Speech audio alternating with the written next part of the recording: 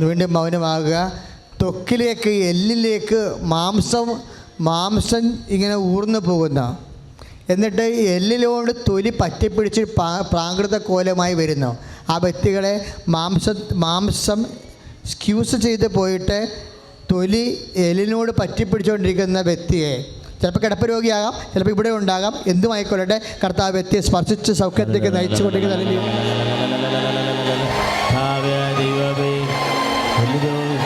രോഗികളെ സമർപ്പിച്ച് പ്രാർത്ഥിക്കുന്നു. ആരോഗ്യം ക്ഷയിച്ചവരെ സമർപ്പിച്ച് പ്രാർത്ഥിക്കുന്നു.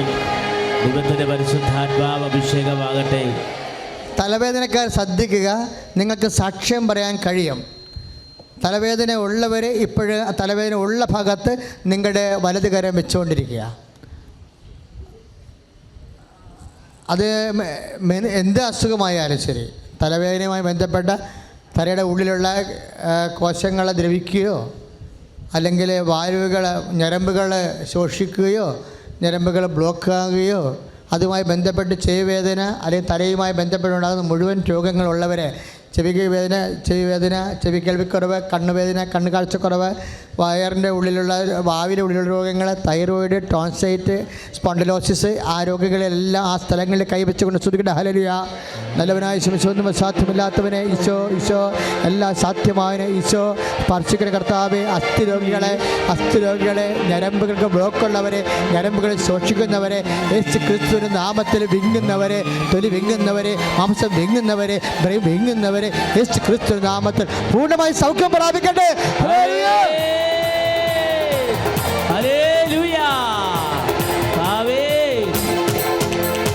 ആരാധിക്കുമ്പോൾ വിടുതൽ, ആരാധിക്കുമ്പോൾ സൗഖ്യം, ആരാധിക്കുമ്പോൾ വിടുതൽ, ആരാധിക്കുമ്പോൾ സൗഖ്യം. ദേഹം ദേഹി ആത്മാവിൽ സമാധാന സന്തോഷം ദാനമായവൻ നൽകിടും. ദേഹം ദേഹി ആത്മാവിൽ സമാധാന സന്തോഷം ദാനമായവൻ നൽകിടും. മക്കളെ, അവസാനമായി ശ്രദ്ധിക്കുക. കൃപാസനത്തിലെ അമ്മ 2004 സമയഘടികാരം നെഞ്ചിൽ ചാർത്തിയാണ് കാലത്തിൻ്റെ സൂചന നൽകിയത്. ഇപ്പോഴും നമ്മുടെ സാക്ഷ്യങ്ങൾ പരിശോധിക്കുമ്പോൾ നിങ്ങൾക്ക് മനസ്സിലാകും, കൃപാസനത്തിലെ അനുഗ്രഹങ്ങൾ ഒന്ന് ഡേറ്റാണ്, ഒന്ന് ടൈമാണ്. ഡേറ്റും നിർണായകമായ ഡേറ്റും നിർണായകമായ ടൈമും നിങ്ങളിപ്പോൾ മനസ്സിൽ ഓർക്കണം. ഇപ്പോൾ അച്ചാര കല്യാണം നടക്കാനുള്ള ഡേറ്റ്, അതിൻ്റെ ടൈം, അല്ലെങ്കിൽ നിങ്ങൾക്ക് സ്ഥലം വിൽക്കാമെന്ന് പറഞ്ഞിട്ട് നിങ്ങൾ സ്ഥലം കാണാൻ വേണ്ടി ഒരാൾ ഡേറ്റ് ഇന്ന എത്രാം തീയതി വരാമെന്ന് പറഞ്ഞിട്ടുണ്ടെങ്കിൽ ആ ഡേറ്റ് ഓർക്കണം. ലോൺ തരാമെന്ന് പറഞ്ഞിട്ടുണ്ടെങ്കിൽ നിങ്ങൾ ആ ഡേറ്റ് ഓർക്കണം. അതുപോലെ തന്നെ നിങ്ങൾ പ്രഗ്നൻ്റ് ആകണമെങ്കിൽ പ്രഗ്നൻ്റ് ഡേറ്റ് പറഞ്ഞിട്ടുണ്ടെങ്കിൽ ആ ഡേറ്റ് ഓർക്കണം. പരീക്ഷകളുടെ ഡേറ്റുകളുണ്ട്, ആ ഡേറ്റ് ഇപ്പോൾ ഓർക്കണം. പരീക്ഷ എഴുതുന്ന സമയമുണ്ട്, ആ സമയം നിങ്ങൾ ഓർക്കണം. എവിടെയെങ്കിലും ജോലിക്ക് യാത്രക്ക് പോകണമെങ്കിൽ അതിൻ്റെ ഡേറ്റ് ഉണ്ട്, അതിൻ്റെ സമയമുണ്ട്, അത് ഓർക്കണം. ആർക്കെങ്കിലും പണം നിങ്ങൾക്ക് തരാമെന്ന് പറഞ്ഞിട്ടുണ്ടെങ്കിൽ ഇത്രാം തീയതി എന്നവർ പറഞ്ഞു കാണും, ആ ഡേറ്റ് ഇപ്പോൾ ഓർക്കണം. നിങ്ങൾ കൊടുക്കാമെങ്കിൽ അവർ നിങ്ങളെ ഭീഷണിപ്പെടുത്തിയിട്ടുണ്ടെങ്കിൽ ഇത്രാം തീയതി കൊടുക്കാമെന്ന് അവരോട് പ്രോമിസ് ചെയ്തിട്ടുണ്ട്, ആ ഡേറ്റ് ഓർക്കണം. ആ ഡേറ്റ് ഇപ്പോൾ നിങ്ങൾ ഓർക്കുക. നിങ്ങളുമായിട്ട് ബന്ധപ്പെട്ട ഡേറ്റുകൾ, ഈ ദിവസങ്ങളിൽ വരാൻ നിർണായകമായ ഡേറ്റുകൾ ഓർക്കുക. അമ്മ തീയതികളുടെ മേൽ, സമയത്തിൻ്റെ മേലുള്ള അധികാരി അമ്മയാണ്. അച്ഛൻ പ്രാർത്ഥിക്കുമ്പോൾ നിങ്ങൾ സ്തുതിച്ചാൽ മാത്രം മതി. സ്തുതിക്കുക.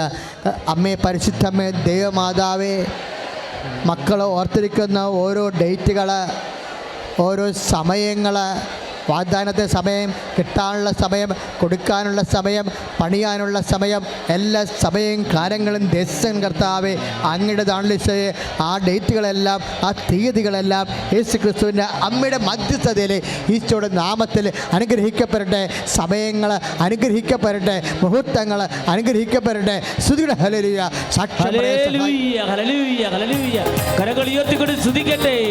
കർത്താവായ ദൈവമേ, സമയ സന്ദർഭങ്ങൾ അധികാരം പ്രഖ്യാപിച്ചുകൊണ്ട് പ്രത്യക്ഷപ്പെട്ട പരിശുദ്ധ ദൈവമാതാവേ, ഈ മക്കളെ എല്ലാ ഡേറ്റുകളിലേക്കും പരിശുദ്ധാത്മാവിനെ വർഷിക്കണമേ. ദിവ്യകാരുണ്യ ശക്തി നിറയ്ക്കണമേ. ഓ അഭിഷേകമേ, ഓ അഭിഷേകമേ, കരങ്ങൾ വീശിക്കൊണ്ട് വിശ്വാസത്തോടെ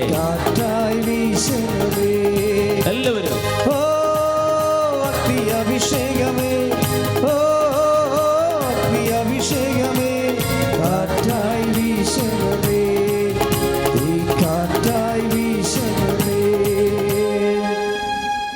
സ്വഭാവന ആശീർവാദമാണ്. നമ്മുടെ മത്സ്യത്തൊഴിലാളി സഹോദരങ്ങളുടെ നേർച്ച വസ്തുക്കൾ ഇവിടെ ഇരിക്കുന്നുണ്ട്. അവർക്ക് വേണ്ടി നമ്മൾ ആദ്യം പ്രാർത്ഥിക്കാം. ഇവിടെ നേർച്ച വസ്തു വെക്കാത്ത മത്സ്യത്തൊഴിലാളി സഹോദരങ്ങളുണ്ട്. അവർ അത് ഉയർത്തിപ്പിടിച്ചാൽ മതി കയ്യിലുണ്ടെങ്കിൽ. പ്രാർത്ഥിക്കുക. കർത്താവായ ദൈവമേ, 5 അപ്പവും 2 മീനും കൊണ്ട് 5000 പേരെയും 7 അപ്പവും ഏതാനും മത്സ്യങ്ങൾ കൊണ്ട് 4000 പേരെയും സംതൃപ്തരാക്കിയ സർവശക്തനും കാരുണ്യമായ ദൈവമേ, അങ്ങേ ഞങ്ങൾ ആരാധിക്കുകയും സ്തുതിക്കുകയും അങ്ങേക്ക് നന്ദി പറയുകയും ചെയ്യുന്നു. നിത്യം കന്യകയും നിന്റെയും ഞങ്ങളുടെയും അമ്മയുമായ പരിശുദ്ധ കന്യാമറിയത്തിന്റെയും മീൻ പിടുത്തക്കാരായ വിശ്രുത ശ്രീഖന്മാരുടെയും സംരക്ഷണത്തിൽ ഞങ്ങളുടെ വള്ളത്തിനെയും വലയെയും യന്ത്രത്തെയും തൊഴിലാളികളെയും അങ്ങയുടെ തിരുസന്നിധിയിൽ സമർപ്പിക്കുന്നു. കർത്താവേ, മീനുള്ള കടലിലേക്ക് വള്ളത്തിന്റെയും ബോട്ടിന്റെയും തലയെ തിരിച്ചു വിടണമേ. വലയിലേക്ക് മത്സ്യങ്ങളെ ആകർഷിക്കണമേ. വലയിൽ ഉൾക്കൊള്ളുന്ന മത്സ്യങ്ങളെ വായ്ത്തരയിൽ ബന്ധിക്കണമേ. പന്നിയും പാറയും പുറ്റും മുതലായ നശീകരണ ബാധകളിൽ നിന്ന് ഒഴുക്കിൽ നിന്ന് കാറ്റിൽ നിന്ന് കോളിൽ നിന്ന് ഞങ്ങളും ഞങ്ങളുടെ മത്സ്യത്തൊഴിലാളി സഹോദരങ്ങളും യേശുനാമത്തിൽ സംരക്ഷിക്കപ്പെടട്ടെ. സ്തുതികട ഹല്ലേലൂയ. കടലിൽ വീട് നടന്ന ദൈവമേ, വലതുവശത്ത് വലയെറിയാൻ കൽപ്പിച്ച ദൈവമേ, കടലിൽ മത്സ്യ സമ്പത്ത് നൽകണമേ. എല്ലാ മത്സ്യത്തൊഴിലാളികളെയും കൂടെ ജോലി ചെയ്യുന്നവരുടെയും കുടുംബങ്ങള്, മക്കള്, ഭൗതിക ജീവിത സാഹചര്യങ്ങള് ഇപ്പോൾ തത്സമം ആശീർവദിക്കപ്പെടട്ടെ. ബോട്ടുകളും വലകളും ആശീർവദിക്കപ്പെടട്ടെ. വള്ളങ്ങൾ ആശീർവദിക്കപ്പെടട്ടെ. ഹല്ലേലൂയ. അഭിഷേകമേ, കഴിച്ചോളാം.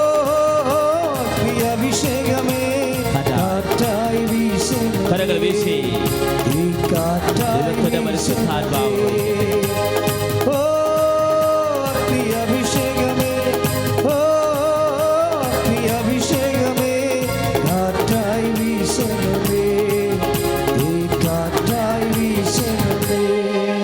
പരിശുദ്ധ പരമദിവ്യകാരുണ്യത്തിന് നേരവും ആരാധനയും സ്തുതിയും പുകഴ്ചയും ഉണ്ടായിരിക്കട്ടെ. മനുഷ്യരുടെ ഇടയിൽ എന്നെ ഏറ്റുപറയുന്നവനെ എൻ്റെ സ്വർഗസ്വനായ പിതാവിൻ്റെ മുൻപിൽ ഞാനും ഏറ്റുപറയും. Price the Lord. ഞാൻ ഈ പുണ്യഭൂമിയിൽ വരുവാനും ഉടമ്പടി എടുക്കുവാനും ഉണ്ടായ സാഹചര്യം ചെറുതായിട്ട് ഞാനൊന്ന് പറയാം. ഞാനൊരു പ്രവാസിയായിരുന്നു. 2000-ലാണ് ഞാൻ നാട്ടിലേക്ക് തിരിച്ചു വന്നത്, ആ കോവിഡിൻ്റെ മൂർധന്യത്തിൽ. ഈ അവസരത്തിൽ ക്വാറൻറ്റൈൻ പോയ സമയത്ത് വളരെയധികം മാനസികമായ ബുദ്ധിമുട്ടുകളും വിഷമസന്ധികളും ഞാൻ അനുഭവിക്കേണ്ടി വന്നു ആ ദിവസങ്ങളിൽ. ഇനി എങ്ങനെ ഈ ദിവസങ്ങൾ മുന്നോട്ട് തള്ളി നീക്കുമെന്ന് ചിന്തിച്ചിരിക്കുമ്പോൾ അതിൻ്റെ പിറ്റേ ദിവസം എൻ്റെ ബ്രദർ ഒരു സിം കാർഡ് എനിക്ക് കൊണ്ടുവന്ന് തന്നു. അതിനകത്ത് ഈ കൃപാസനത്തിൽ നടക്കുന്ന ആരാധനകളും പ്രാർത്ഥനകളും മാത്രമാണ് ഉണ്ടായിരുന്നത്, ഉടമ്പടി പ്രാർത്ഥനകളെല്ലാം. ഞാനാണെങ്കിൽ ഇതിക്ക് മുൻപ് കേട്ടിട്ടുണ്ട്, എന്നാൽ കൂടുതൽ ഗവനിച്ചിട്ടുണ്ടായിരുന്നില്ല അതിനെപ്പറ്റി. കാരണം എല്ലാ സ്ഥലത്തും നടക്കുന്നുണ്ടല്ലോ, ഡിവൈനിലുണ്ട്, ജെറുസലേം, അങ്ങനെ. ഞാൻ ആ രീതിയിലാണ് ചിന്തിച്ച് പോയിട്ടുള്ളത്. പക്ഷേ ഈ സിം കിട്ടി അവിടെ 14 ദിവസം അങ്ങനെ വേറെ ഒരു മാർഗ്ഗവുമില്ല. ആ റൂമിൽ തന്നെ ആയിരിക്കുന്ന സമയത്ത് ഇത് മുഴുവനും കാണുവാനും അമ്മയെപ്പറ്റി കൂടുതൽ അടുത്തറിയുവാനും ഇവിടുത്തെ കാര്യങ്ങൾ കൂടുതൽ മനസ്സിലാക്കുവാനും സാധിച്ചു. വളരെയധികം സന്തോഷത്തോടെ ആഹ്ലാദത്തോടെ ആ ദിവസങ്ങളെല്ലാം തള്ളി നീക്കി. ഈ സമയത്ത് ഞാൻ മനസ്സിൽ വിചാരിച്ചിരുന്നു ഈ പുണ്യഭൂമിയിൽ ഒരു ദിവസം വരണമെന്ന്. അതിന് വീട്ടിൽ വന്നപ്പോൾ തുടങ്ങി അതിനുവേണ്ടി പരിശ്രമിച്ചു. 3 കൊല്ലമായിട്ടും എനിക്ക് ഇങ്ങോട്ടേക്ക് വരുവാൻ സാധിച്ചില്ല. ഓരോ തടസ്സങ്ങൾ എന്നെ അലട്ടിക്കൊണ്ടിരുന്നു. അങ്ങനെയൊക്കെ സമയത്താണ് പെട്ടെന്ന് എനിക്കൊരു സാമ്പത്തികമായ ഒരു ബുദ്ധിമുട്ട് വീട്ടിലുണ്ടായി. എനിക്ക് ആ കാര്യം നടത്തിയേ പറ്റുള്ളൂ. 10 രൂപ പോലും എൻ്റെ കയ്യിലില്ല. ആ സമയത്ത് എന്ത് ചെയ്യണം? ഞാൻ വൈഫിൻ്റെ അടുത്ത് ചോദിച്ചു, എന്ത് ചെയ്യും, 10 രൂപ പോലും ഇല്ലല്ലോ. അപ്പോൾ അവൾ പറഞ്ഞത് ദൈവം ഒരു വഴി കാണിച്ചു തരും. ഞാൻ ചോദിച്ചു, നിനക്ക് ഉറപ്പാണോ? അവൾ പറഞ്ഞു, ഉറപ്പ് തന്നെയാണ്. പിന്നെ എന്താ, ഒരു കാര്യം കൂടി ഉണ്ട്. ഞാൻ ചോദിച്ചു, എന്താണ്? അമ്മയോട് കൂടി ഒന്ന് പറയണമെന്ന്. അപ്പോൾ അമ്മയെ മുന്നേ തുടങ്ങി മുറുകെ പിടിച്ച് അമ്മയാണ് കുടുംബം നയിക്കുക, അമ്മയാണ് ഞങ്ങൾക്ക് സർവസ്വമായിട്ടുള്ളത് മുന്നേ തുടങ്ങി. അങ്ങനെ ഞാൻ അമ്മയോട് അന്ന് പറയാൻ പോയില്ല. ഞാൻ പിറ്റേ ദിവസം ഒരു കുറച്ച് പൈസ അന്വേഷിച്ച് എൻ്റെ അടുത്ത 2 കൂട്ടുകാരന്മാരുണ്ട്, എന്ത് സഹായത്തിനും പോകുന്നവരാണ്, സാമ്പത്തിക ശേഷിയുണ്ട്, എല്ലാ കാര്യങ്ങളുമുണ്ട്. അവരുടെ അടുക്കൽ ഞാൻ പോയി വിവരം പറഞ്ഞു. 2 പേരും വളരെ ഈസിയായിട്ട് കൈമലർത്തി അത് നിഷേധിക്കാൻ പൈസ തന്നില്ല. അപ്പോൾ ഞാൻ ആലോചിച്ചു എന്താണ് അതിൻ്റെ കാര്യം. അപ്പോൾ എനിക്ക് തോന്നി അമ്മ തന്നെയായിരിക്കും അതിനകത്ത് ഇടപെട്ടേക്കണം. ഞാൻ അങ്ങനെ വിഷമിച്ച് വീട്ടിൽ ചെന്നു. വൈഫിൻ്റെ അടുത്ത് പറഞ്ഞു, ഞാൻ നാളെ കൃപാസനം പോവാം. പിറ്റേ ദിവസം തന്നെ കൃപാസനത്തിലെത്തി ഇവിടെ വന്ന് ഉടമ്പടി ആ സമയങ്ങളെല്ലാം ഞാൻ മനസ്സിലാക്കിയിരുന്നു. ഇവിടെ വന്ന് ഉടമ്പടി എടുത്തപ്പോൾ തന്നെ മനസ്സിൽ വല്ലാത്തൊരു സന്തോഷവും ഒരു ആഹ്ലാദവും അലതല്ലിയിരുന്നു. നല്ല സമാധാനവും സന്തോഷം ഉണ്ടായിരുന്നു. അങ്ങനെ വീട്ടിൽ ചെന്നു. വൈകുന്നേരം 10 വീട്ടിൽ ചെന്നപ്പോൾ അവൾ പ്രാർത്ഥന എത്തിച്ചിട്ട് തിരി അണച്ചിട്ടുണ്ടായിരുന്നില്ല. ഞാൻ ചെന്നതിന് ശേഷം തിരി അണച്ചേ. അങ്ങനെ വിശേഷങ്ങളൊക്കെ പറഞ്ഞു. പിറ്റേ ദിവസം ഉടമ്പടി ചെയ്തിട്ട് അതിനുള്ള പരിപാടികൾ അതിനുള്ള തുടക്കമായി. അതിന് തുടക്കമായി എന്ന് പറഞ്ഞാൽ വിളക്ക് കത്തണമെങ്കിൽ എണ്ണ ഒഴിക്കണം. ഇവിടെ നമ്മൾ ഉടമ്പടിയും അല്ലെങ്കിൽ പ്രാർത്ഥനകളും ഇവിടെ നിയോഗങ്ങളും എഴുതി വെച്ചിട്ട് വെറുതെ നടന്നുകൊണ്ട് കാര്യമില്ല. എണ്ണ ഒഴിച്ചാൽ വിളക്ക് കത്തുന്ന പോലെ അതിനുള്ള നടപടികൾ നമ്മൾ വീട്ടിൽ ചെയ്യണം. ഈ പറഞ്ഞ പോലെ എൻ്റെ എളിയ സഹോദരന്മാരിൽ ആർക്കെങ്കിലും നിങ്ങൾ നന്മ ചെയ്തപ്പോൾ എനിക്ക് തന്നെയാണ് ചെയ്തതെന്ന് യേശുനാഥൻ്റെ വാക്കുകളുണ്ട്. അത് നമ്മളെ അനുദിനവും ഓർമ്മിപ്പിക്കുന്നതാണ്. അവിടെ നിന്ന് പറയുന്നത് പോലെ നിങ്ങൾ ചെയ്യാൻ അച്ഛൻ എപ്പോഴും ഇവിടെ വരുമ്പോൾ ബഹുമാനപ്പെട്ട ജോസഫ് അച്ഛൻ എപ്പോഴും നിർബന്ധം പറയുന്ന ഒരു കാര്യമാണ് ഞാൻ ശ്രദ്ധിച്ചിട്ടുണ്ട്. നിങ്ങൾ രോഗികളെ കാണണം, ശുശ്രൂഷിക്കണം, സഹായം ചെയ്യണം. ഇത് മാത്രമാണ് ഇവിടെ പറയുന്നത്. എൻ്റെ ഇടവക പള്ളിയിലും വികാരിയച്ഛൻ കുർബാനയ്ക്ക് മുൻപ് 2-3 മിനിറ്റ് ആ പറയുന്ന സുവിശേഷത്തെ പറ്റി വിചിന്തനം ചെയ്തുകൊണ്ട് പറയും, നിയോഗങ്ങളും പ്രാർത്ഥനകളും കർത്താവിന് മുൻപ് സമർപ്പിച്ചിട്ട് നമുക്ക് ബലിയർപ്പണം അർപ്പിക്കാമെന്ന്. ഇവിടെയും പറയുന്നത് തന്നെയാണ്. പക്ഷേ ഇവിടെ വന്നപ്പോഴാണ് എനിക്ക് കാര്യം മനസ്സിലായത്. ബലിയർപ്പണത്തിൽ പങ്കുചേരുന്നതിനോടൊപ്പം തന്നെ ഞാൻ ഈ പറഞ്ഞ കാര്യങ്ങൾ, അതായത് ഉടമ്പടി നിറവേറ്റാനായിട്ട് നമ്മൾ പറഞ്ഞിരിക്കുന്ന കാര്യങ്ങൾ അവിടെ നിന്ന് പറയുന്നത് നിങ്ങൾ ചെയ്യുക. ഞാൻ കൂടുതൽ അങ്ങോട്ടേക്ക് പോകുന്നില്ല. അവിടെ നിന്ന് പറയുന്നത് നിങ്ങൾ ചെയ്യുക. അങ്ങനെയുള്ള നന്മ പ്രവൃത്തികൾ നമ്മൾ ചെയ്താലാണ് അച്ഛൻ പറയുന്ന പോലെ അത് ആളി കത്തുകയുള്ളൂ, നമ്മുടെ കാര്യങ്ങൾ എളുപ്പം സാധിക്കുകയുള്ളൂ. അങ്ങനെ പിറ്റേ ദിവസം ഞാൻ അങ്ങനെ മൂന്നാമത്തെ ദിവസം എൻ്റെ മുന്നിൽ ഒരാൾ ഇങ്ങനെ പ്രത്യക്ഷപ്പെടുന്നത് വെറുതെ ഒരു മിന്നായ പോലെ തോന്നുക. അപ്പോൾ ഞാൻ വിചാരിച്ചു എന്താണാവോ. ഞാൻ വേഗം ഫോൺ എടുത്ത് ആളെ വിളിച്ചു. പൈസയുടെ കാര്യം തന്നെ ഞാൻ ഉണർത്തിച്ച ആളെടുത്ത്, ചേട്ടാ എനിക്കിങ്ങനെ കുറച്ച് പൈസയുടെ ആവശ്യമുണ്ട്, എന്ത് ചെയ്യാമെന്ന് സഹായിക്കാൻ പറ്റുമോ? എത്ര പൈസ വേണം ചേട്ടാ എന്ന് എൻ്റെ അടുത്ത് ചോദിച്ചത്. ഞാൻ പറഞ്ഞൊരു 3 ലക്ഷം രൂപ. അപ്പോൾ തന്നെ ഞാൻ വേറൊരു കൂട്ടുകാരനെ, അപ്പം മുന്നിൽ കണ്ട തോന്നിയ കൂട്ടുകാരനെ വിളിച്ചു. എത്ര പൈസ വേണം പൗലോസേ? ഞാൻ പറഞ്ഞു 1 ലക്ഷം രൂപ. കൂടുതൽ പൈസ ചോദിക്കാൻ എനിക്ക് പേടിയാണ്, ഒരു 7-8 ലക്ഷം രൂപ വേണം. അപ്പോൾ പറഞ്ഞു അടുത്ത ദിവസം ഒന്ന് വാങ്ങിക്കോ. ആ ഫോൺ വെച്ചപ്പോൾ തന്നെ ഒരു ഫോൺ കോൾ വരികയാണ് ഉണ്ടായത്. ബാങ്കിൽ നിന്ന് ഒരു ലോൺ അപേക്ഷിച്ചിട്ടുണ്ടായിരുന്നു. ഒരാഴ്ച ഉണ്ടായിരുന്നില്ല, അത് 2-3 മാസം പിടിക്കുന്ന പറഞ്ഞിരുന്നത്. അതിൽ 1-2 ഡോക്യുമെൻറ്റ്സിന് വെക്കാനുണ്ടായിരുന്നു. അപ്പോൾ ബാങ്കിൽ വിളിച്ചിട്ട് പറഞ്ഞു, റോസിലി പോലീസിന് ഇവിടെ അല്ലേ, എൻ്റെ വൈഫാണ് റോസിലി. ഞാൻ പറഞ്ഞു അതെ. അപ്പം ബാങ്കിൽ ലോൺ അപേക്ഷിച്ചിട്ടുണ്ട് ഉണ്ടല്ലോ. അപ്പോൾ അതിനകത്ത് 1-2 ഡോക്യുമെൻറ്റ്സിന് വെക്കാനുണ്ട്, അത് വെച്ചിട്ട് ഇന്ന് തന്നെ പൈസ എടുത്തോളാൻ. ഉടമ്പടി എടുത്തതിൻ്റെ ഒരാഴ്ചയ്ക്ക് ഉള്ളിൽ നടന്ന സംഭവമാണത്. അപ്പോൾ പൈസ എത്രയായി? 8 ലക്ഷം രൂപയുടെ കാര്യം നടന്നപ്പോൾ തന്നെ. അപ്പോൾ അങ്ങനെ ഡോക്യുമെൻറ്റ്സ് വെക്കാനായിട്ട് ഞാൻ ആ ഒരു വളിപ്പിൽ കുറേ വാഴ വെച്ചിട്ടുണ്ടായിരുന്നു. അതിന് ഒരു പാട്ടക്കരാർ തരണം. പാട്ടക്കരാർ മുന്നേ വെള്ള പേപ്പറിൽ എഴുതി തന്നിരുന്നു. അത് ബാങ്കിൽ കൊണ്ടുവച്ചാൽ അവരത് എടുക്കില്ല, മുദ്രപത്രത്തിൽ എഴുതി കൊണ്ടുവരണം. അത് ആ മനുഷ്യനോട് പറഞ്ഞിട്ട് ആൾ കേട്ടില്ല. ഞാൻ എഴുതി തന്നിട്ടുണ്ട്, അത് മതിയെന്ന് പറഞ്ഞിട്ട് പിന്നെ എഴുതി തരാൻ ആൾ കൂട്ടാക്കിയില്ല. ഞാനങ്ങനെ ബാങ്ക് പറഞ്ഞതനുസരിച്ച് അവൻ്റെ അടുത്തേക്ക് മകനെ പറഞ്ഞയച്ചു. പേപ്പർ കൊണ്ട് ഞാൻ വേഗം ഒപ്പിട്ട് കൊടുത്തു. അങ്ങനെ ബാങ്കിൽ കൊണ്ടുകൊടുത്തു. ആ പൈസ അന്ന് തന്നെ സാങ്ഷനായി. അപ്പോൾ ഒരു കാര്യം ഉടനടി മറുപടി എന്ന് പറഞ്ഞ പോലെ തന്നെ ആ ഒരു കാര്യം അത്ഭുതകരമായിട്ട് നടന്നു. പിന്നീട് ഉണ്ടായത് ഒരു 7-8 വർഷമായിട്ടുണ്ട്. എൻ്റെ അവിടെ പള്ളിയിൽ ഞാൻ കുവൈറ്റിലായിരുന്നു പറഞ്ഞല്ലോ. കുർബാനയ്ക്ക് നിൽക്കുമ്പോൾ 1/2 മണിക്കൂർ 3/4 മണിക്കൂറൊക്കെ നിൽക്കേണ്ടി വരുമ്പോൾ എൻ്റെ മുട്ടുകാലിന് മുകളിലേക്ക് ഭയങ്കര തരിപ്പും മരവിപ്പാണ്. ഒരു രക്ഷയുമില്ല. പിന്നെ മണിക്കൂറുകൾ അങ്ങനെ ബുദ്ധിമുട്ടായിരുന്നു. അപ്പോൾ ഞാൻ ദിവസവും രാവിലെ എഴുന്നേൽക്കുമ്പോൾ വിശ്വാസ പ്രമാണം എത്തിച്ചിട്ട് തൈലം എടുത്ത് പുരട്ടും. എന്ത് രോഗത്തിനും വൈഫായാലും ഞാനായാലും ഈ മരുന്നിനേക്കാൾ ഉപരി തൈലമാണ് ഉപയോഗിക്കുന്നത്. അത് മറുപടി കിട്ടുകയും ചെയ്യും. ആ തൈലം പുരട്ടി ഒരു സുപ്രഭാതത്തിൽ ആ മരവിപ്പും തരിപ്പും മാറിയെന്ന് 2-3 മാസമായിട്ട് യാതൊരു പ്രശ്നമില്ല. അത് ആപ്പാടെ പമ്പ കിടന്നു, തൈലം പൂശിയതിൻ്റെ പേരിലാണ്. പിന്നെ അങ്ങനെ നിരവധി അനുഗ്രഹങ്ങളുണ്ട്. ഞാനും വൈഫും കൂടി വൈഫിൻ്റെ വീട്ടിലൊരു ഫംഗ്ഷന് പങ്കെടുത്ത് വരുമ്പോൾ വൈകുന്നേരം 8 മണിയായിരുന്നു. അപ്പോൾ ഒരു സർവീസ് റോഡിൽ കൂടി വരിക. സർവീസ് റോഡിൽ നിന്ന് ട്രാൻസ്പോർട്ട് ബസ് ഹൈവേയിലേക്ക് കയറുന്നുണ്ട്. ഞങ്ങൾ ആ ഹൈവേയിലേക്ക് കയറുന്ന ഭാഗം വിട്ട് ആ പോർഷൻ വിട്ട് ഇങ്ങോട്ട് പോകുന്നു. ഈ ബസ് തിരിഞ്ഞ് വന്ന് എൻ്റെ സ്കൂട്ടറിനെ പതുക്കെ തട്ടിയുള്ളൂ. തട്ടി വഴി വൈഫ് തെറിച്ച് വീണത് ഹൈവേയുടെ സൈഡിലേക്കാണ്. എനിക്കിപ്പോഴും ഓർക്കാൻ പറ്റാത്ത സംഭവമാണ്. കാരണം സദാസമയം വണ്ടികൾ ചീരിപ്പാഞ്ഞുകൊണ്ടിരിക്കുന്ന സമയം, ചാലക്കുടിക്ക് അടുത്ത് തന്നെ ചീരിപ്പാഞ്ഞുകൊണ്ടിരിക്കുന്ന സമയമാണ്. ആ സെക്കൻഡുകളിൽ ഒരു വണ്ടിയും ആ സമയത്ത് ഉണ്ടായിരുന്നില്ല. വേഗം ബസ്സിൽ നിന്ന് ഇറങ്ങി ഓടി വന്ന് വൈഫിനെ എടുത്തു, എന്നെ എടുത്ത് കൊണ്ടുവന്ന് അങ്ങനെ ഹോസ്പിറ്റലിൽ കൊണ്ടുപോയി. ഒരു 3 മാസത്തെ ട്രീറ്റ്മെൻറ്റ് ഉണ്ടായിരുന്നുള്ളൂ. വേറെ പ്രശ്നമില്ലാതെ അങ്ങനെ വളരെയധികം മാറിപ്പോയി. പിന്നെ അതുപോലെ തന്നെ നിരവധിയായിട്ടുള്ള അനുഗ്രഹങ്ങളുണ്ട്. ഈ 2 മാസം മുൻപുണ്ടായ സംഭവം, ഞാൻ ഉച്ചയ്ക്ക് പാടത്ത് പണിക്ക് പോയിട്ട് ഭക്ഷണം കഴിക്കാൻ വന്നിരിക്കുക. അപ്പോൾ വൈഫ് കറി ശരിയാക്കിക്കൊണ്ടിരിക്കുകയാണ്. എന്നോട് 5 മിനിറ്റ് വെയിറ്റ് ചെയ്യും, ഇത് ശരിയാവട്ടെ ഞാൻ തരാമെന്ന് പറഞ്ഞു. ഞാനപ്പോൾ ഹാളിൽ പോയി ഫാനിട്ട് അവിടെ കിടന്നു.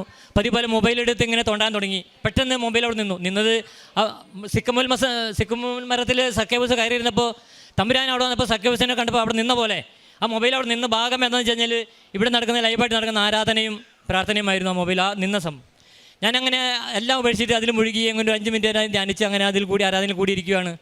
ആ സമയത്ത് അച്ഛൻ പറഞ്ഞു, ഒരു സഹോദരൻ്റെ മുട്ടിന് മുകളിൽ തുടയിൽ ഒരു 50 പൈസ പട്ടത്തിൽ ഒരു കുരു ഉണ്ടായിട്ടുണ്ട്, അത് പഴുത്ത് വ്രണമായിട്ടുണ്ട്, പൊട്ടുന്നില്ല, വളരെയധികം മാനസിക വേദന അനുഭവിക്കുകയാണ് എന്ന് അച്ഛൻ പറയുകയുണ്ടായി. ആ സഹോദരനെ ദൈവം സൗഖ്യപ്പെടുത്തുന്നു. Praise the Lord, praise the Lord. ഞാൻ അവിടെ കിടന്ന് ഉരുണ്ടു. എനിക്ക് വിശ്വസിക്കാൻ സാധിച്ചില്ല. ഞാൻ വേഗം അടുക്കളയിൽ പോയി വൈഫിനെ വിളിച്ച് വന്ന് കൈ കഷത്തിൽ വെച്ച് ഞാൻ പിടിച്ച് വലിച്ച് ഇങ്ങോട്ട് കൊണ്ടുവന്നു. അപ്പോൾ അവൾ പറഞ്ഞു എവിടേക്ക് എന്താണ് കാര്യം എന്നോട് ചോദിച്ചു. ഞാൻ പറഞ്ഞു നീ ഇങ്ങോട്ട് വാ. ഞാൻ പോയി ബെഡ്റൂമിൽ പോയി ആ ബെഡ്റൂമിൽ കിടന്നു. അവൾ തലേ ദിവസം വൈകുന്നേരം കൂടി അവൾ തൈലം പുരട്ടിയിട്ടുണ്ടായിരുന്നു. ഞാൻ പറഞ്ഞു ഇങ്ങോട്ട് വാ നോക്കി എന്താ സംഭവം ചോദിച്ചപ്പോൾ ഞാൻ പറഞ്ഞു ആ കുരു അവിടെ ഉണ്ടോ നോക്കി എന്താ സംഭവം. അവൾ പറഞ്ഞു എന്താ കാര്യം എന്ന് വെച്ചാൽ പറയും. ഞാൻ അവൾ നോക്കിയപ്പോൾ പിച്ചി നോക്കി തടവി നോക്കി ആ കുരു അവിടെ ഒന്നുമില്ല. അന്ന് തന്നെ അപ്രത്യക്ഷമായതാ. അവൾക്ക് പോലും വിശ്വസിക്കാൻ പറ്റില്ല. അപ്പോൾ ഞാൻ പറഞ്ഞു ഇങ്ങനെ അച്ഛൻ്റെ ആരാധനയിൽ പങ്കെടുക്കാൻ തരുന്ന സമയം അതിനുള്ളിൽ അച്ഛൻ അവൾ വിളിച്ച് പറഞ്ഞു അപ്പോൾ ഉണ്ടായ സംഭവമാണ്, അതുകൊണ്ടാണ് ഞാൻ നിന്നെ വിളിച്ച് പറഞ്ഞതെന്ന് കാണിച്ചു തന്നത്. അങ്ങനെ രൂപത്തിന് മുന്നിൽ കുത്തി മാതാവിന് നന്ദി പറഞ്ഞുകൊണ്ട് സന്തോഷപൂർവ്വം ഞങ്ങൾ പിരിയുകയാണ് ഉണ്ടായത്. അതിനുശേഷം അങ്ങനെ തുടർന്ന് കുടുംബങ്ങളിൽ ഒട്ടനവധി അനുഗ്രഹങ്ങൾ ഞാൻ പണ്ടേ വന്ന് സാക്ഷ്യം പറയേണ്ടതായിരുന്നു കേട്ടോ, അതും കൂടിയും പറയാനുണ്ട് മാതാവിൻ്റെ അടുക്കൽ. പക്ഷേ ഞാൻ വരട്ടെ എന്ന് പറഞ്ഞ് അങ്ങനെ നീണ്ടു നിൽക്കുകയായിരുന്നു. ഒരു കാര്യം ഉറപ്പാണ്, ഉടമ്പടി എടുക്കുന്ന എല്ലാ മക്കൾക്കും സദാസമയവും മാതാവിൻ്റെ പരിരക്ഷണമുണ്ട്. അവരെ മാതാവ് പൊതിഞ്ഞ് സംരക്ഷിക്കുന്നുണ്ട് എന്നുള്ള കാര്യത്തിന് ഒരു സംശയമില്ല. എനിക്കും ഒരു സംശയം തന്നെയില്ല. ഇങ്ങനെ നിരവധിയായ കാര്യങ്ങൾ ചെയ്ത മാതാവിന് തിരുക്കുമാരും കോടാനുകോടി നന്ദി അർപ്പിച്ചുകൊണ്ട് ഞാൻ നിർത്തുന്നു. എൻ്റെ സുവിശേഷ പ്രവർത്തനങ്ങൾ എന്ന് പറഞ്ഞാൽ ഇവിടുന്ന് കൊണ്ടുവന്ന പത്രം ഞാനൊരു ദിവസം പള്ളിയിൽ കുർബാന കഴിഞ്ഞപ്പോൾ എല്ലാവർക്കും വിതരണം ചെയ്തിരുന്നു. പക്ഷേ എല്ലാവരും സന്തോഷത്തോടുകൂടി വാങ്ങുന്നുണ്ടെങ്കിലും അത് കൂടുതൽ ഫലപ്രദമാകുന്നുണ്ടോ എന്ന് എനിക്ക് സംശയമുണ്ടായിരുന്നു. പിന്നെ മുതലേ ഞാൻ കൊണ്ടുവന്ന പത്രങ്ങളെല്ലാം വീടുകൾ കയറിയിറങ്ങി എല്ലാ വീട്ടിലും കൊടുത്തിട്ടേ ബാക്കിയുള്ള കാര്യങ്ങളുള്ളൂ. പിറ്റേ ദിവസം തന്നെ അത് കൊടുത്തു തീർന്നിരിക്കും. പിന്നെ അതുപോലെ തന്നെ പരിസരങ്ങളിൽ വീണ് കയ്യും കാലം കൊടിഞ്ഞിട്ട് പണിക്ക് പോകാൻ പറ്റാത്ത സാധുവായിട്ടുള്ള മനുഷ്യരുണ്ട്. അവരെ പോയി കാണുകയും പറ്റാവുന്ന വിധത്തിൽ സാമ്പത്തിക സഹായം അവർക്ക് ചെയ്യുകയും ചെയ്യുന്നുണ്ട്. ഗവൺമെൻറ് ഹോസ്പിറ്റലിൽ പോയിട്ട് അവരായിട്ട് സംസാരിക്കുകയും കുറേ സമയം അവിടെ ചിലവഴിക്കും. വീട്ടിലെ ചുറ്റുവട്ടങ്ങളിലുള്ള വയസ്സായിട്ടുള്ള മാതാപിതാക്കൾ ഒത്തിരി പേര് തന്നെ കുടുംബത്തിൽ ആരുമില്ലാതെ അല്ലെങ്കിൽ ഒരാളും രണ്ടാളും വേണ്ടി ഇരിക്കുന്ന മാതാപിതാക്കന്മാരുണ്ട്. എനിക്ക് ഈ പ്രായം ചെന്ന മാതാപിതാക്കന്മാരുടെ അടുക്കൽ പോയിരുന്ന് വർത്തമാനം പറയാൻ വളരെ സംഭവമാണ്. അങ്ങനെ അവരുടെ അടുത്ത് പോയി സംസാരിക്കുകയും വളരെയധികം സന്തോഷത്തോടുകൂടി പിരിഞ്ഞു പോവുകയും ചെയ്യാറുണ്ട്. പരിശുദ്ധ അമ്മയ്ക്കും തിരുക്കുമാരനും കോടാനുകൂടി നന്ദി രേഖപ്പെടുത്തിക്കൊണ്ട് ഞാൻ നിർത്തുന്നു. നന്ദി. എൻ്റെ പേര് ധന്യ. എൻ്റെ കൂടെ വന്നിരിക്കുന്നത് എൻ്റെ അമ്മ, എൻ്റെ സഹോദരിയാണ്. ഞങ്ങൾ വരുന്നത് ആലപ്പുഴ ജില്ലയിലെ പുളുങ്കുന്ന് സെൻറ്റ് മേരീസ് ഫൊറോന ചർച്ച് ഇടവകയിൽ നിന്നാണ്. ഞങ്ങൾക്ക് കിട്ടിയ സാക്ഷ്യം പറയാനാണ് ഞങ്ങളിവിടെ നിൽക്കുന്നത്. ഞങ്ങളിപ്പോൾ ഉടമ്പടിയിലാണ്. ഒന്നാമതായി ഞങ്ങൾ ആദ്യമായി ഉടമ്പടി എടുത്തത് 2018 എൻ്റെ അമ്മയ്ക്ക് സ്ഥിരമായ ഒരു ജോലി ഇല്ലായിരുന്നു. എപ്പോഴും ഉടമ്പടിയിൽ പുതുക്കി പ്രാർത്ഥിക്കുകയും ഒക്കെ ചെയ്യുമായിരുന്നു. പലതവണ അംഗൻവാടിയിൽ അപ്ലൈ ചെയ്യുമായിരുന്നു ജോലിക്ക് വേണ്ടി. പക്ഷേ സ്ഥിരമായ ഒരു ജോലി അമ്മയ്ക്ക് ലഭിക്കുന്നില്ലായിരുന്നു. ഉടമ്പടി എടുത്ത് പുതുക്കി പ്രാർത്ഥിച്ചതിൻ്റെ ഫലമായിട്ട് 2018 അമ്മയ്ക്ക് സ്ഥിരമായ ജോലി ലഭിച്ചു. 23 വർഷമായിട്ട് അമ്മയ്ക്ക് ജോലി ഇല്ലായിരുന്നു. അതിനുശേഷമാണ് അമ്മയ്ക്ക് സ്ഥിരമായ ജോലി ലഭിക്കുന്നത്. രണ്ടാമതായി സാക്ഷ്യം പറയുന്നത് 2018 വെള്ളപ്പൊക്കത്തിന് ശേഷം ഞങ്ങൾക്ക് ഞങ്ങളുടെ ഭവനം നശിച്ചു പോയായിരുന്നു. ഞങ്ങൾ ഉടമ്പടി സമർപ്പിച്ച് പ്രത്യേകം പ്രാർത്ഥിക്കുമായിരുന്നു. ഞങ്ങൾ ഇങ്ങനെ പല സ്കീമുകളിലും അപ്ലൈ ചെയ്തിട്ട് ഞങ്ങൾക്ക് അങ്ങനെ ഒരു വഴിയും ഇല്ലായിരുന്നു ഒരു വീട് കിട്ടുവാനായിട്ട്. ഞങ്ങൾ ജനറൽ കാറ്റഗറി ആയതുകൊണ്ട് ഞങ്ങൾക്ക് അങ്ങനെ റിജക്റ്റായി പോകുമായിരുന്നു. മാതാവിനോട് ഉടമ്പടിയിൽ സമർപ്പിച്ച് നിയോഗം വെച്ച് പ്രാർത്ഥിച്ചതിൻ്റെ ഫലമായിട്ട് ഞങ്ങൾക്ക് 2020 ഒരു 2 നില ഭവനം നൽകി മാതാവ് ഞങ്ങളെ അനുഗ്രഹിച്ചു. യാതൊരു കടബാധ്യതയും കൂടാതെ ഞങ്ങൾക്ക് ആ വീട് പൂർത്തീകരിക്കാൻ സാധിച്ചു. ഇത്രയും വലിയ അനുഗ്രഹം തന്ന മാതാവിനും ഈശോയ്ക്കും 1000 നന്ദി പറയുന്നു. ഞങ്ങൾ വീട് പണിക്ക് മുന്നേ ഞങ്ങൾ ഈ ഉപ്പ് ഇവിടുന്ന് വെഞ്ചരിച്ച് അച്ഛൻ തന്ന ഉപ്പ് വെച്ച് പ്രാർത്ഥിക്കുകയും ചെയ്യുമായിരുന്നു. മൂന്നാമതായി ഞാൻ ജർമ്മൻ എക്സാം പഠിക്കുമായിരുന്നു. ഞാൻ എക്സാം പാസ്സാകുന്നതിന് വേണ്ടി ഉടമ്പടിയിൽ പ്രത്യേകമായി സമർപ്പിച്ച് പ്രാർത്ഥിച്ചു. അതിൻ്റെ ഫലമായി എനിക്ക് ആദ്യത്തെ ചാൻസിൽ തന്നെ എല്ലാ മൊഡ്യൂളും പാസ്സാകാൻ സാധിച്ചു. അതുപോലെ എൻ്റെ ചേച്ചിയും ജർമ്മൻ എക്സാം പഠിക്കുന്നുണ്ടായിരുന്നു. ചേച്ചിക്കും ഫസ്റ്റ് ചാൻസിൽ തന്നെ B2 കംപ്ലീറ്റ് പാസ്സാകാൻ സാധിച്ചു. ഒരു നേഴ്സായി എനിക്ക് ജർമ്മനിയിൽ അവിടുത്തെ ലൈസൻസ് എക്സാം പാസ്സാകാനായിട്ടുണ്ടായിരുന്നു. വളരെ ടഫേറിയ എക്സാം ആയിരുന്നു അത്. 2 ചാൻസേ ഉള്ളൂ ആ എക്സാം പാസ്സാകാൻ. ഞാൻ മാതാവിനോട് ഉടമ്പടി സമർപ്പിച്ച് പ്രാർത്ഥിക്കുകയും വെഞ്ചരിച്ച കാശുരൂപവും കൊന്തയും പിടിച്ച് എക്സാമിന് പോവുകയും ചെയ്തു. അതിൻ്റെ ഫലമായിട്ട് എനിക്ക് ഫസ്റ്റ് ചാൻസ് തന്നെ എക്സാം പാസ്സാകാൻ സാധിച്ചു. ഞാൻ പഠിച്ച ചോദ്യങ്ങൾ മാത്രമേ എനിക്ക് എക്സാമിന് ചോദിച്ചുള്ളൂ. നന്നായി എനിക്ക് പെർഫോം ചെയ്യാൻ സാധിച്ചു. ഇത്രയും വലിയ അനുഗ്രഹം തന്ന അമ്മയ്ക്കും തിരുക്കുമാരനും 1000 നന്ദി പറയുന്നു. ജർമ്മനിയിൽ എനിക്കൊരു വീടില്ലായിരുന്നു. വീടിന് വേണ്ടി ഞാൻ നിയോഗം വെച്ച് മാതാവിനോട് പ്രാർത്ഥിച്ചായിരുന്നു. അതിൻ്റെ ഫലമായിട്ട് എനിക്ക് ജർമ്മനിയിലൊരു വീടും നൽകി മാതാവ് അനുഗ്രഹിച്ചു. ഇത്രയും വലിയ അനുഗ്രഹം തന്ന മാതാവിനും തിരുക്കുമാരനും ഒരിക്കൽ കൂടി നന്ദി പറയുന്നു. ഞങ്ങളുടെ ആത്മീയ ജീവിതത്തെ പറ്റി പറയുവാണ്. അതായത് ഞങ്ങൾ മരിയ ഭക്തി കൂടുതലായിട്ടുള്ള ഒരു കുടുംബമാണ്. ഞങ്ങളുടെ ഇടവക പരിശുദ്ധ കന്യാമറിയത്തിൻ്റെ നാമധേയത്തിലുള്ളതാണ്. ഞങ്ങൾ ഉടമ്പടി എടുത്തതിന് ശേഷം ഞങ്ങൾ എല്ലാ ദിവസവും പരിശുദ്ധ കുർബാനയിൽ സംബന്ധിക്കാറുണ്ട്. സന്ധ്യാപ്രാർത്ഥന മുടങ്ങാതെ കുടുംബമായി പങ്കുചേരാറുണ്ട്. പിന്നെ ആഴ്ചയിൽ ഒരിക്കൽ ഉപവാസം അനുഷ്ഠിക്കാറുണ്ട് ഞങ്ങളെല്ലാവരും. പിന്നെ അച്ഛൻ്റെ ധ്യാനത്തിലും പങ്കുചേരാറുണ്ട്. ഞങ്ങൾ അതുപോലെ തന്നെ യൂട്യൂബ് ലിങ്ക് സ്റ്റാറ്റസ് വഴിയൊക്കെ ഷെയർ ചെയ്യാറുണ്ട്. ഇത്രയും വലിയ അനുഗ്രഹങ്ങൾ ഞങ്ങൾക്കും ഞങ്ങളുടെ കുടുംബത്തിനും തന്ന അമ്മ മാതാവിനും തിരുക്കുമാരനും 1000 നന്ദി രേഖപ്പെടുത്തുന്നു. കാരുണ്യ പ്രവൃത്തിയായിട്ട് ഞങ്ങൾ ചെയ്യാറുള്ളത്, ഞങ്ങളുടെ താലൂക്ക് ഹോസ്പിറ്റലിൽ ഞായറാഴ്ച ഞങ്ങളുടെ ഇടവക ദേവാലയത്തിൽ ഒരു പൊതിച്ചോറ് വിതരണത്തിൽ പങ്കുചേരാറുണ്ട്. പിന്നെ നമ്മുടെ ജർമ്മൻ എക്സാം പാസ്സാകാൻ ഒത്തിരി ബുദ്ധിമുട്ട് അനുഭവിക്കുന്ന നമ്മുടെ കൂട്ടുകാരുണ്ട്. അവർക്ക് ഞാൻ എങ്ങനെയാണ് ഇത് ക്രാക്ക് ചെയ്യേണ്ടതെന്നുള്ളതൊക്കെ ക്ലാസ് എടുത്ത് പഠിപ്പിക്കാറുമുണ്ടായിരുന്നു. ഇതാണ് ഞങ്ങൾ കാരുണ്യ പ്രവൃത്തികളായിട്ട് ചെയ്തിട്ടുള്ളത്. ഇത്ര വലിയ അനുഗ്രഹങ്ങൾ തന്ന മാതാവിനും തിരുക്കുമാരനും നന്ദി അറിയിക്കുന്നു. அம்மா மாதாவுக்கும் என்னுடைய இயேசுவுக்கும் கோடான கோடி நன்றி. நான் வந்து களியக்கவளை என்னும் இடத்திலுண்டு செம்மான்விளை என்ற இடத்திலிருந்து வருகிறேன். என் பேர் கிருப சுஜிலா. இது என் குழந்தை ஃப்ரான்சியா ரொசாலி. நான் முதலாக உடன்படிக்கை எடுத்தது 2 ஜூலை 2022 முதலாக 23 முதலாக உடன்படிக்கை எடுத்தேன். நான் ஃபஸ்ட்டு வந்து 2022 குவைட்டில் வந்து ஒர்க் பண்ணிகிட்டு இருந்தேன். அப்போ என்னுடைய ஃப்ரெண்டு வந்து மலையாளி, பட் நான் கிறிஸ்டியன் தான், அவள் இந்து தான். அவள் வந்து காலையில் எழும்பி எப்போவுமே ப்ரேயர் பண்ணிகிட்டு இருப்பாள். அப்போ நான் வந்து ஒரு நாள் கேட்டேன், நீ என்ன ப்ரேயர் பண்ணுறேன்னு கேட்கும்போது அவள் தான் வந்து கிருபாசனத்தை பற்றி சொல்லி தந்தா எனக்கு.